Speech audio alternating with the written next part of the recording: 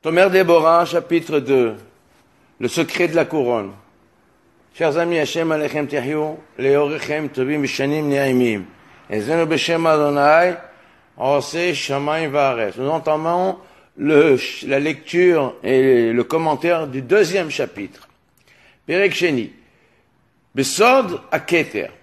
Aod, Liot HaAdam Dome Lekono. Besod Midat HaKeter. Pour qu'un homme ressemble à son créateur selon le secret de la couronne suprême, il se doit de posséder plusieurs des actions. Shehem Aikara Anaga, qui sont l'essentiel de la conduite, de la providence. Arishona Kolel et Akol, la première qui englobe tout, Hi Midat Hanava, toute celle qui englobe le tout est l'humilité. Car l'humilité est liée à la couronne, au Keter Malchut. Car elle est la qualité qui s'élève et se place au-dessus de toutes les autres.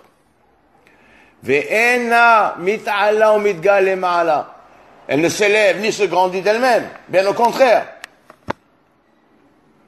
C'est-à-dire, bien au contraire, le Keter descend et observe, jette son regard vers le bas, à tout moment. Et cela pour deux raisons.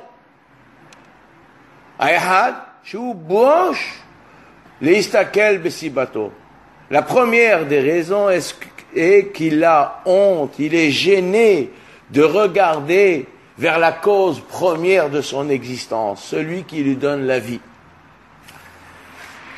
Et deuxièmement,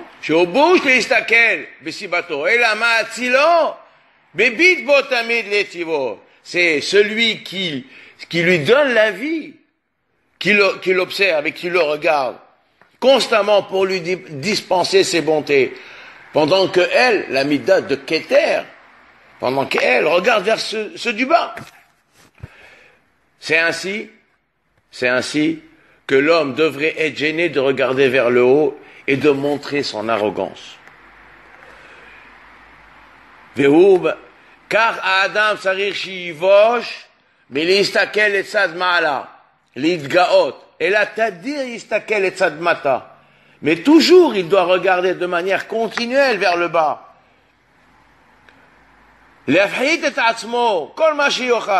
Se diminuer tout ce qu'il peut, tout ce qui est possible.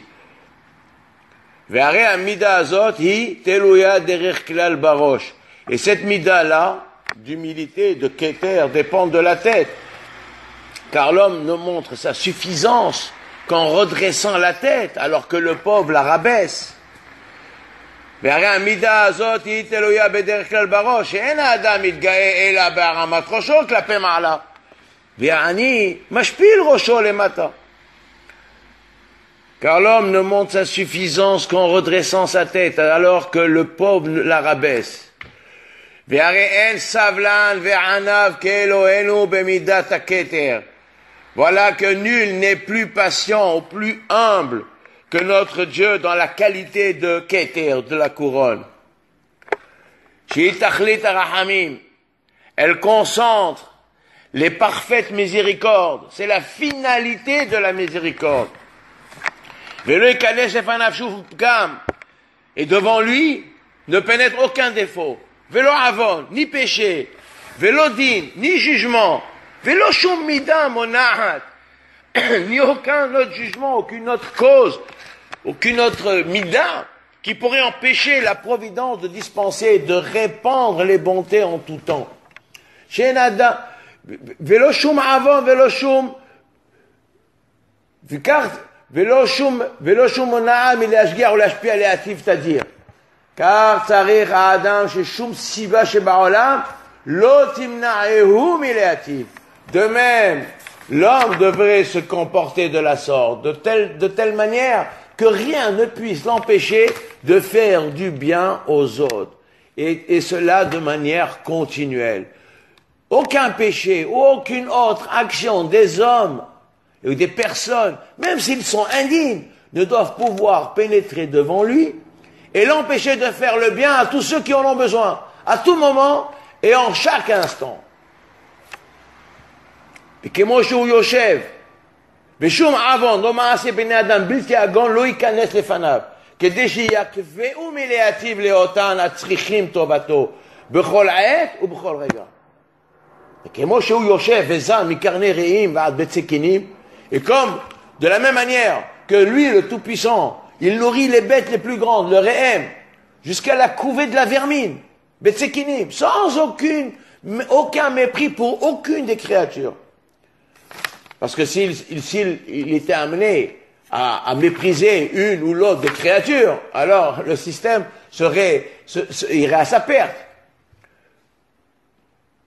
Comme il est dit, וכמו שהוא יושב וזן מקרני רעמים ועד בית סכינים, ואינו מבזה שום בריאה, שאילו יבזה הבירואים מפני פחיתותם, ולא יתקיימו אפילו רגע. Si lui, il méprisait les créatures parce qu'elles sont les créatures méprisables, elles sont basses, alors aucun monde, le monde ne pourrait pas exister même pas un instant.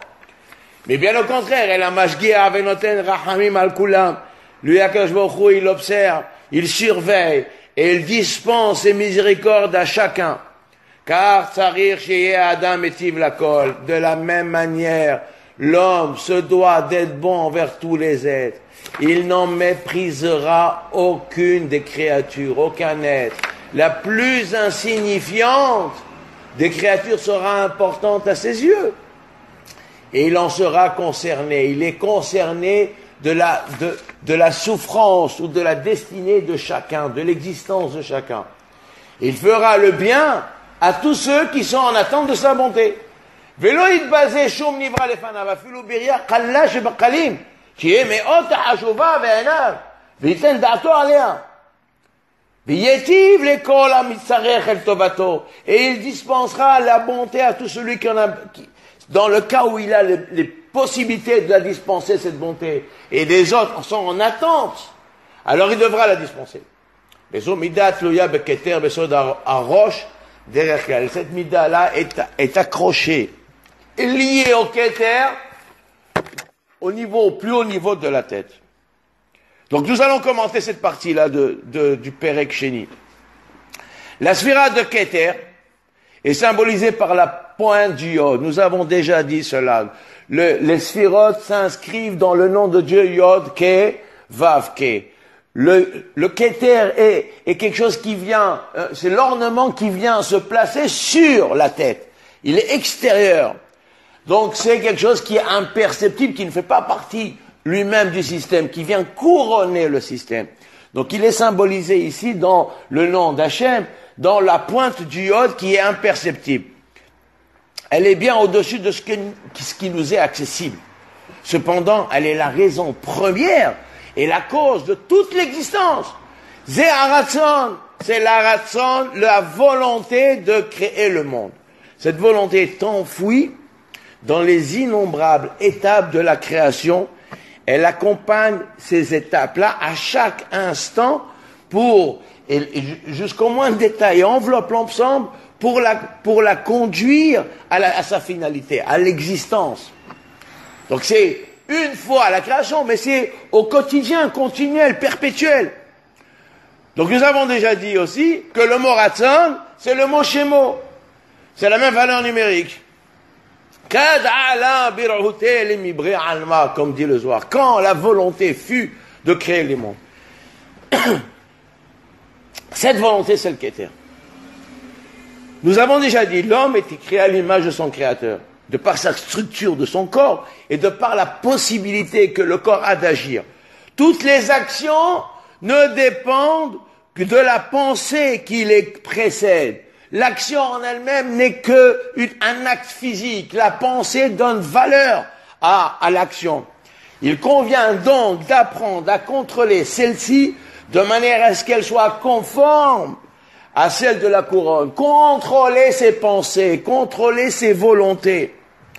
C'est ça la ressemblance qu'il y a, que l'homme doit atteindre avec son Créateur. Et le chapitre en question traite justement de cette ressemblance. Et nous dit le Rav, le Keter, la première des mitzvot du Keter, c'est l'humilité.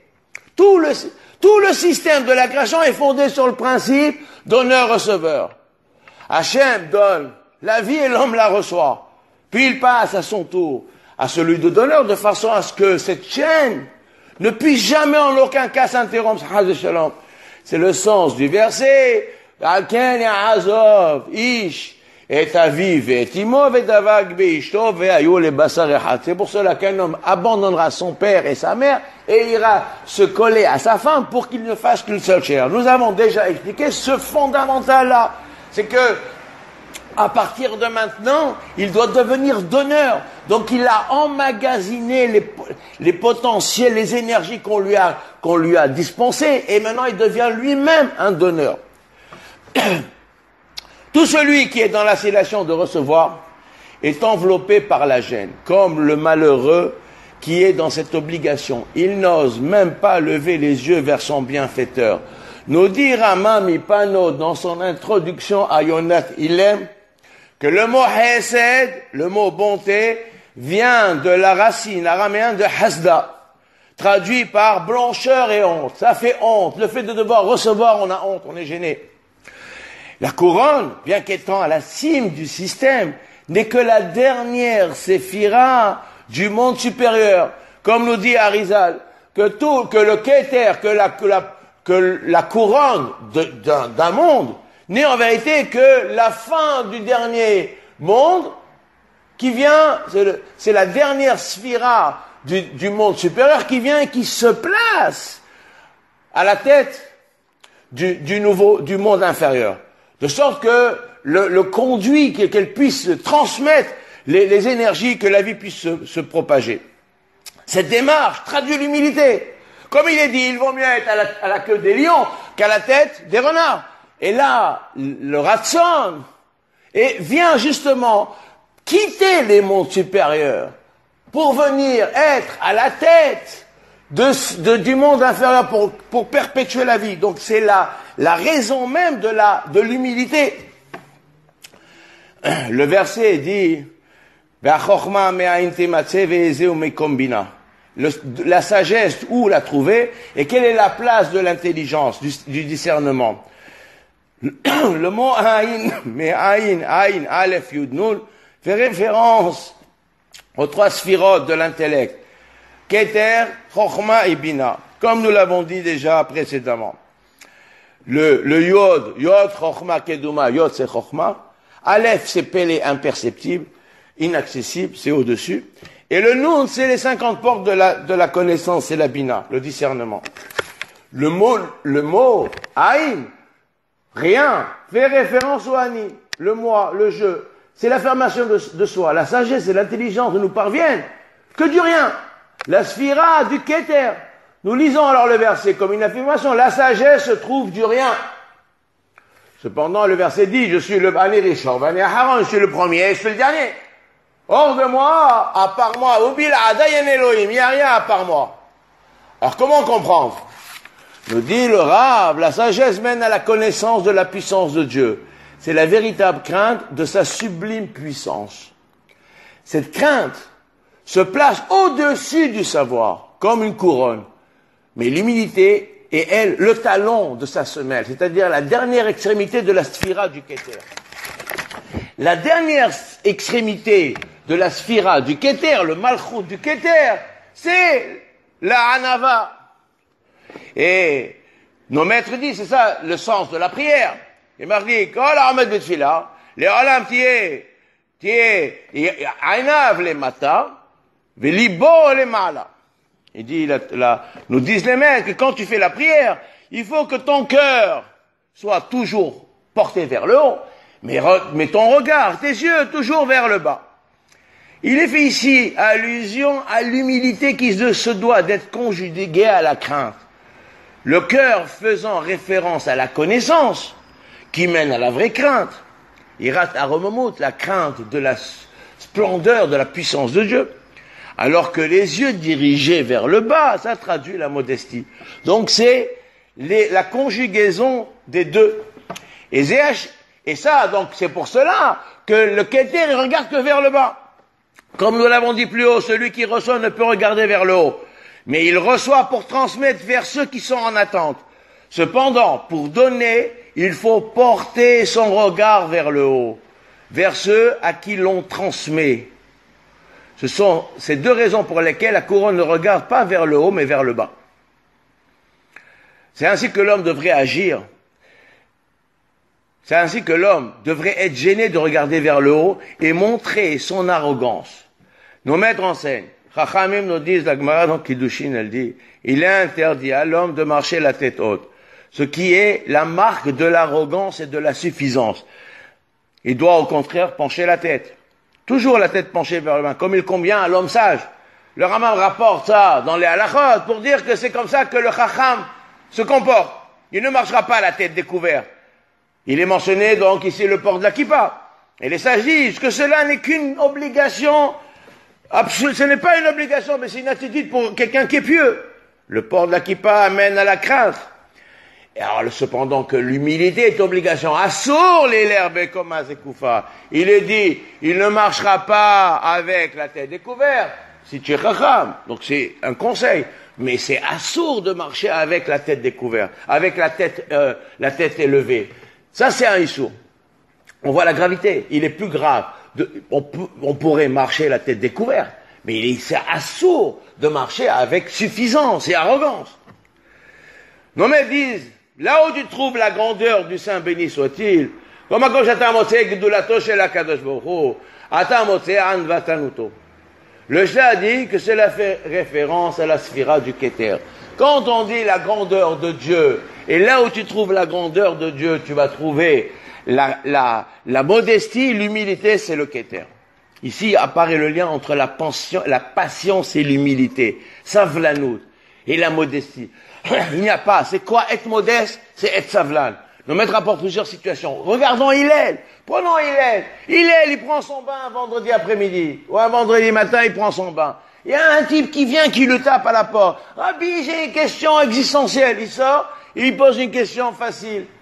Bon, il lui répond, il lui répond. Il rentre, il retourne à son bain. 5 minutes après, il vient, il le retape. Il dit, Rabbi, j'ai encore une question. Il sort.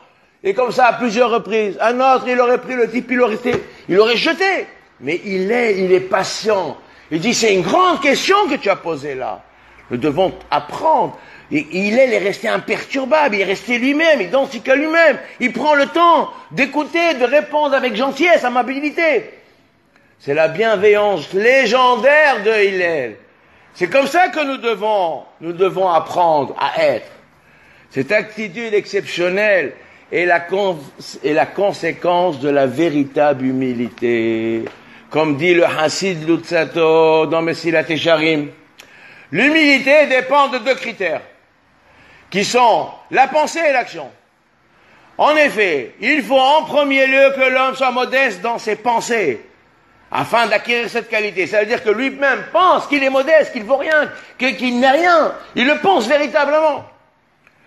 L'humilité suppose que qu'on ne doit avoir aucun sentiment d'amour-propre. Une analyse poussée, méticuleuse, prouvant que l'on n'est digne ni des honneurs, ni de la gloire, et bien qu'on en est très loin d'être supérieur et au-dessus de nos semblables, on est zéro. Pensez sincèrement, ne pas dire je suis rien, mais en vérité, lui, il pense qu'il est le plus intelligent. L'humilité dans les actes s'exprime dans la manière de parler, de marcher, de s'asseoir, de supporter les affronts, de haïr la fonction dirigeante, de fuir les honneurs. Et enfin, la manière que l'on a de faire honneur à tout homme, au plus simple, au plus anodin, comme au plus important.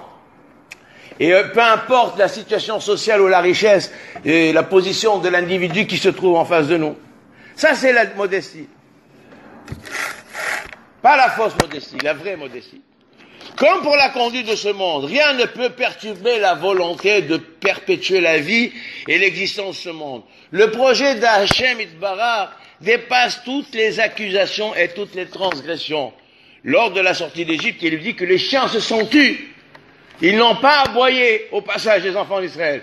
Les chiens, c'est le kitroug. Les chiens font référence aux forces de l'accusation qui accablent Israël. qui dévoilent tous leurs égarements, et qui dévoilent leurs dérives, qui disent devant Hachem, voilà, ils ont fait tel et tel avéra. Cependant, quand le projet divin est en marche, ils ne peuvent l'enrayer ni le freiner. La volonté de dispenser la vie se situe bien au-dessus de ceux qui la reçoivent. Elle dépasse de loin la réalité illusoire des individus. C'est-à-dire qu'Hachem ne donne pas la vie et tout ce qu'elle contient parce que les hommes sont en attente, mais uniquement parce que sa volonté est de la donner. Ainsi, il donne beaucoup plus que ce que les créatures pourraient consommer.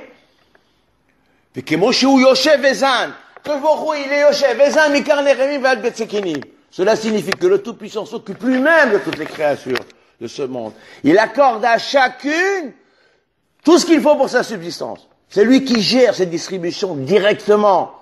Tout ce qui existe en ce monde possède une source, une racine dans les moindres détails.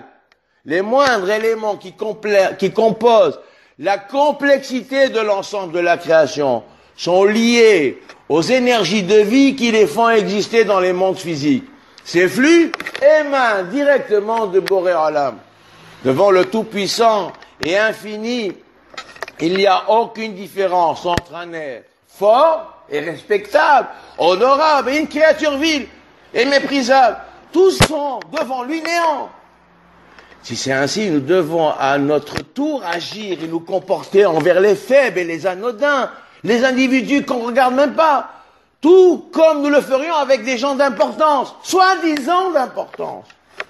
Analysons par exemple comment le commerçant se comporte avec un bon client qui a l'habitude de dépenser sans compter. Il est au petit soin avec lui, affable, aimable, gracieux, souriant, accueillant, et il lui donne en plus, etc. Comment ce même commerçant se comporte-t-il avec le petit client qui n'a pas de gros moyens? Est-il aussi avenant envers lui? Ici, il est bien précisé que nous devons avoir la même attitude envers les individus sans aucune distinction. Pour tous, il faut adopter la qualité d'Akadosh Baruch Hu. Agir toujours par bonté, sans tenir compte du statut de celui qui se trouve devant nous. La séphira de courant du Keter est détachée des dimensions de l'espace et du temps. Elle se situe dans l'éternité. La bonté que nous devons prodiguer est de la même nature. Le statut social, la richesse, l'importance des individus sont attachés à la dimension temporelle. Elles ne sont qu'un revêtement illusoire qui habite les individus, alors que le bien est relié à l'éternité. Première fin de la première partie. Baruch Adonai Elohim.